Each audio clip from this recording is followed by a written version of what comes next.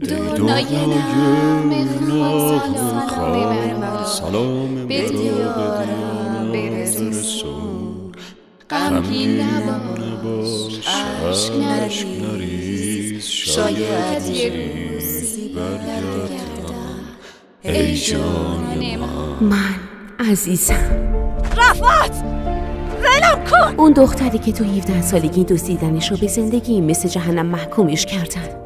تولدت مبارک.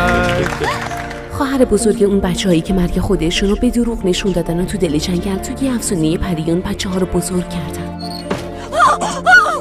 برو کنار ولم کن. من بچه واقعی همون قاتلم. یابوز اوزونکایا.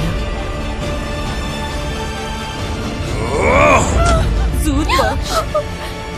میتونی دیگه به هیچ وجه اجازه نمیدم کسی کنارم باشه. امشب اینجا یه جوری سر کنید، فردا صبح زود میام و یه فکری میکنی.